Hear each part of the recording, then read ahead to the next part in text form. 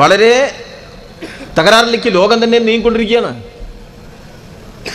ഇപ്പൊ തന്നെ നമ്മളോട് യോഗം ചേരുമ്പോൾ 2 രാജ്യങ്ങളിൽ 2 പ്രദേശത്ത് യുദ്ധം നടന്നുകൊണ്ടേയിരിക്കുക. പലസ്തീൻ്റെ മുകളിൽ ഇസ്രായേൽ ആരംഭിച്ച ഒരു യുദ്ധം. യുദ്ധം എന്ന് പറഞ്ഞാൽ എന്താ സംഭവിക്കുക? ബോംബ് കൊണ്ടുവന്ന് ഇടുകയാണ്. സാധാരണമായ ഒരു സ്ഥിതിയാണോ? യുദ്ധം തുടങ്ങിയാൽ ഇപ്പോൾ ചെറിയൊരു രാജ്യമുണ്ട്, ലാവോസ് എന്ന് പറയുന്ന ഒരു ചെറിയ രാജ്യം. അമേരിക്ക ആ രാജ്യത്ത് കൊണ്ടുപോയി ഇട്ട ബോംബിൻ്റെ എണ്ണം 5,80,000 ബോംബാണ്. ഇപ്പോഴല്ല, വിയറ്റ്നാം യുദ്ധകാലത്ത്. മലപ്പുറം ജില്ലയേക്കാൾ ചെറിയൊരു രാജ്യത്തിനകത്ത് 5,80,000 ബോംബ് കൊണ്ടിട്ട് അമേരിക്കക്കാരിട്ടു. ഇപ്പൊ എവിടെയാ? ഒരു ചെറിയ പെരിന്തൽമണ്ണേന്റെ അങ്ങാടിപ്പുറമൊക്കെ ചേർന്ന് അത്ര പോകുന്ന ഒരു സ്ഥലമാണ് ഈ ഗാസ എന്ന് പറയുന്നത്. അവിടെ കൊണ്ടുപോയിട്ടാണ് ഈ ബോംബ് ഇങ്ങനെ ഇട്ടുകൊണ്ടിരിക്കുന്നത്. ഒരു കുട്ടി ജനിച്ചാൽ അവിടെ ചെയ്യുന്നത് എന്താ? ആ കുട്ടിയുടെ കയ്യുമ്മൽ ഒരു കടലാസെടുത്തിട്ട് തുണി എടുത്തിട്ട് ആ കുട്ടിയുടെ കയ്യുമ്മൽ പേരെഴുതി കെട്ടും. നമ്മളവിടെ ചില ആൾക്കാർ നൂലിട്ട് കെട്ടുക എന്നൊക്കെ പറയുമ്പോൾ പേരെഴുതി കെട്ടുക. എന്താ കാരണം? ആ കുട്ടീനെ കണ്ടു മതിയാവുന്നതിൻ്റെ പിന്നെ ഒരു ബോംബ് ആ കുട്ടീനെ കൊണ്ടങ്ങ് പോകും. ആ കുട്ടിയെ നമുക്ക് തിരിച്ചറിയാൻ കഴിയില്ല. അപ്പോൾ ആ കുട്ടിയെ തിരിച്ചറിയാൻ കയ്യിൽ പേരെഴുതി വെച്ചിരിക്കുക. എല്ലാ കുട്ടികളുടെയും കൈകളിൽ പേരെഴുതി വെച്ചിരിക്കുക. എപ്പോഴാണ് ബോംബിടുക? ഇസ്രായേൽ ഇങ്ങനെ ബോംബിട്ടുകൊണ്ടിരിക്കുക.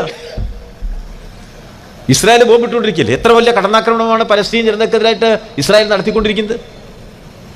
ലോക മനസാക്ഷി മുഴുവൻ എതിരായിട്ട് പ്രതികരിച്ചുകൊണ്ടിരിക്കുക.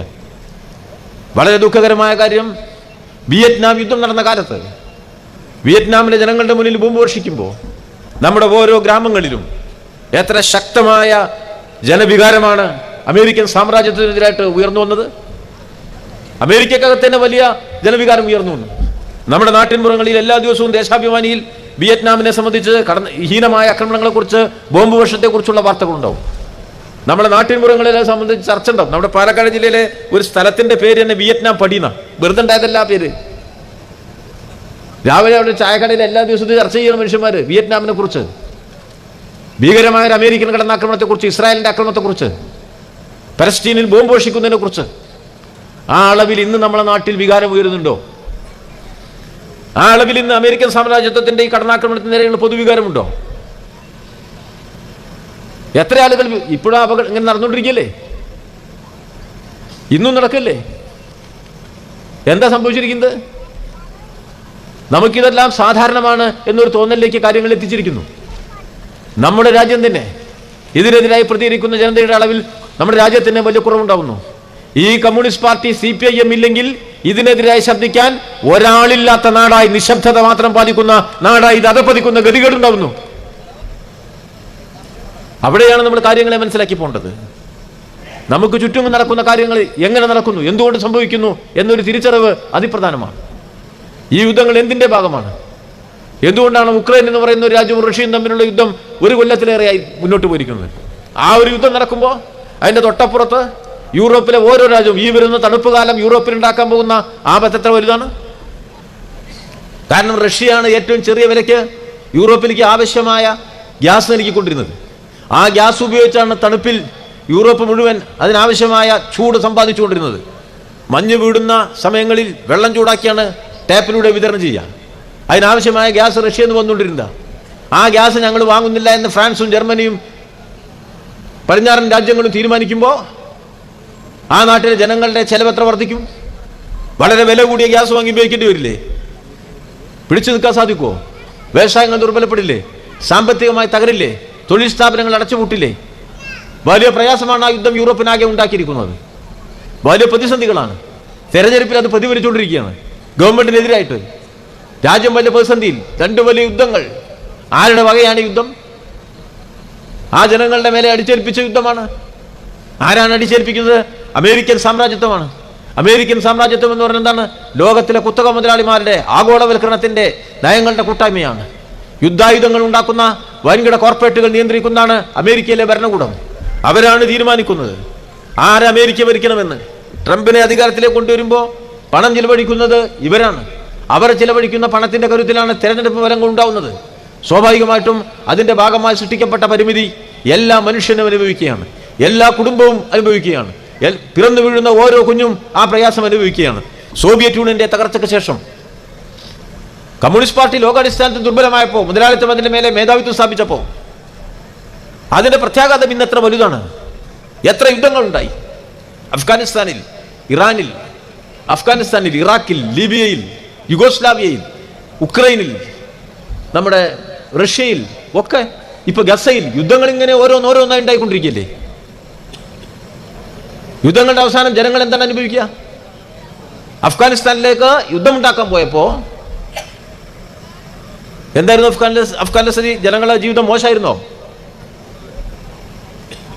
അവിടെ ഇടതുപക്ഷക്കാരനായ നജീബുള്ള അധികാരത്തിലേക്ക് വരുമ്പോൾ അഫ്ഗാനിസ്ഥാനിലെ വിദ്യാഭ്യാസം എന്ന് പറയുന്നത് 18% ആളുകൾക്ക് മാത്രമേ സാക്ഷരതയുള്ളൂ. കമ്മ്യൂണിസ്റ്റുകാരനായിരുന്നു നജീബുള്ള. അദ്ദേഹം അധികാരത്തിലേക്ക് വന്നു. വലിയ മത സംഘടനകളും പ്രവർത്തനമൊക്കെ ഉള്ള രാജ്യമാണ് ഈ അഫ്ഗാനിസ്ഥാൻ.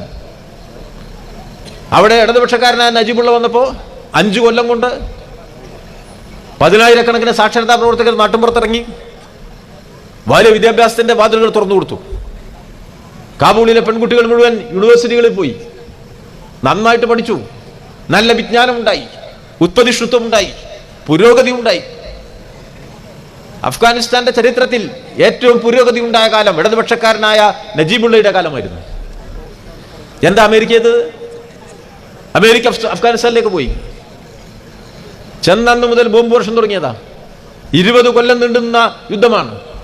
20 കൊല്ലം നീണ്ടുന്ന യുദ്ധം കൊണ്ട് ലോകത്തെ ഏറ്റവും കൂടുതൽ പട്ടിണിക്കാരുള്ള രാജ്യമായി അഫ്ഗാനിസ്ഥാൻ മാറിക്കഴിഞ്ഞു. ലോകത്തെ ഏറ്റവും കൂടുതൽ പട്ടിണിക്കാരുള്ള. സ്ത്രീകൾക്ക് സ്വാതന്ത്ര്യമുണ്ടോ? സ്കൂളിലേക്ക് പോകാൻ പറ്റുമോ? പഠിക്കാൻ പറ്റുമോ? ദാരിദ്ര്യം, അത് പട്ടിണി കിടക്കുക, പഠിക്കാതിരിക്കുക, അറിവ് നേടാതിരിക്കുക, അധ്വാനിക്കാതിരിക്കുക. പരിശോധന ഒന്ന് മാത്രമേ ഉള്ളൂ. ബുർക്ക ധരിച്ചതിന്റെ വലുപ്പം ശരിയാണോ? താടി വെച്ചതിന്റെ അളവ് ശരിയാണോ? അത് അന്വേഷിക്കാനുള്ള ആളുണ്ട്. കഞ്ഞി കുടിച്ചിട്ടുണ്ടോ? വിവരമുണ്ടോ? വിജ്ഞാനമുണ്ടോ? അറിവുണ്ടോ? പഠനമുണ്ടോ? ജീവിത സൗഭാഗ്യങ്ങളിലേക്കുള്ള വഴിയുണ്ടോ? അതന്വേഷിക്കാനുള്ള ഒരു ഭരണകൂടവുമില്ല. മതാന്ധതയുടെ മത തീവ്രവാദത്തിന്റെ, മതമൗലികതാവാദത്തിന്റെ അധികാരം ഉണ്ടാക്കിയെടുത്തുകൊണ്ട് ആ സമൂഹത്തെ തന്നെ എത്ര പിറകോട്ട് കൊണ്ടുപോയി. എന്താണ് ഈ ലോകത്ത് സംഭവിച്ചുകൊണ്ടിരിക്കുന്നത്? അതിന്റെ ആവർത്തനങ്ങളാണ് സംഭവിച്ചുകൊണ്ടിരിക്കുന്നത്. പുതിയ ആവർത്തനങ്ങളിലേക്കാണ് കാര്യങ്ങൾ നീങ്ങാൻ പോകുന്നത്. മനുഷ്യന്റെ നിലനിൽപ്പിന്റെ എല്ലാ നന്മകളുടെയും തകർച്ചയുടെ ഒരു പുതിയ കാലം സൃഷ്ടിക്കപ്പെടുകയാണ്. മുതലാളിത്തം ഒരു വ്യവസ്ഥ എന്ന നിലയിൽ അതിന്റെ ഏറ്റവും വലിയ തകർച്ച നേരിടുന്ന ഒരു കാലമാണിത്. എല്ലാ മുതലാളിത്ത രാജ്യങ്ങളും വലിയ സാമ്പത്തിക പ്രതിസന്ധിയിൽ ഏർപ്പെട്ട് വിഷമിക്കുന്ന കാലമാണ്. ആ മുതലാളിത്ത നയം തന്നെ ഇവിടെ തുടരുമ്പോൾ സ്വാഭാവികമായും സംഭവിക്കുക നമുക്ക് വളരെയേറെ ജീവിത തകർച്ചകളുള്ള ഒരു കാലം തൊട്ടു മുന്നിലേക്ക് വരുന്നു എന്നുള്ളതാണ്. അപകടകരമായ ഒരു കാലത്തിന് മുന്നിൽ നാം നിൽക്കുക. BJPയുടെ തുടർഭരണം കൊണ്ട് ഇതിനേക്കാൾ ബുദ്ധിമുട്ടിലേക്ക് കാര്യങ്ങൾ നീങ്ങാനും പോവുകയാണ്. ഇത്തരം ഒരു സമൂഹ ഘടന നിലനിൽക്കെ, ഇത്തരം ഒരു സാമൂഹ്യ അവസ്ഥ നിലനിൽക്കെ ഒരു കമ്മ്യൂണിസ്റ്റ് പാർട്ടിയുടെ പ്രസക്തി എന്താ? ഈ ജീർണിച്ച മുതലാളിത്ത വ്യവസ്ഥയെ സമൂഹത്തിൽ നിന്ന് മാറ്റി സാമൂഹ്യ തുല്യതയുടെ സോഷ്യലിസം ഉണ്ടാക്കുക എന്ന ലക്ഷ്യത്തിലേക്ക് ചെങ്കൊടി ഉയർത്തിപ്പിടിച്ചുകൊണ്ട് പതിതനായ മനുഷ്യനെ ഒന്നിപ്പിച്ച് പോരാടുക എന്ന ഉന്നതമായ ദൗത്യമാണ് കമ്മ്യൂണിസ്റ്റുകാർ നിർവഹിച്ചുകൊണ്ടിരിക്കുന്നത്.